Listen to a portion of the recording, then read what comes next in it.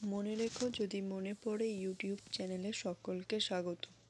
আজ আমরা যে বিষয়টা সম্বন্ধে জানব সেটি হচ্ছে ইতিহাসের সপ্তম শ্রেণীর যে দ্বিতীয় অধ্যায় রয়েছে সেখানে যে পাল বংশ রয়েছে তার সূচনাটা কিভাবে হলো সেইটুকু জানব।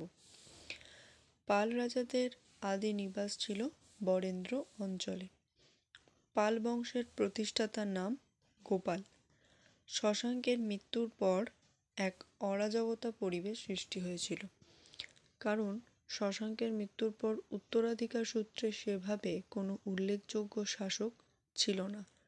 তাই পরবর্তীকালে সিংহাসনে কে বসবে তা নিয়ে একটা সমস্যা দেখা দেয় এবং চতুর্দিকে যে সমস্ত আঞ্চলিক রাজ্যগুলো ছিল তারা সকলে স্বৈরাচারী শাসন ব্যবস্থা শুরু করেছিল।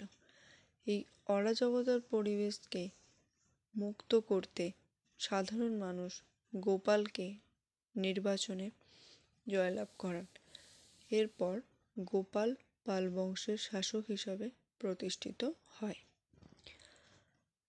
বংশানুক্রমিক যদি আমরা পাল বংশের তালিকা দেখি তাহলে প্রথমে আমরা দেখব গোপালকে, পরবর্তীকালে ধর্মপাল, দেবপাল, মহেন্দ্রপাল, শূরপাল, বিগ্রহপাল এবং রামপাল এতগুলো শাসক শাসন করেছিল।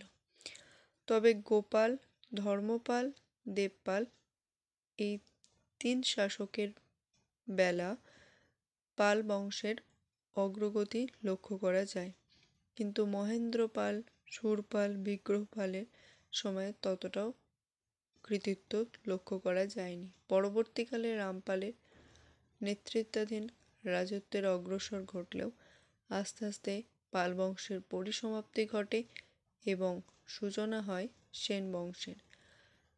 আজ আমরা এতটুকুই জানলাম। পরবর্তী ক্লাসে আমরা জানব কিভাবে পাল বংশে দেবপাল, ধর্মপাল এবং গোপাল তাদের শাসন ব্যবস্থা পরিচালনা করেছিল।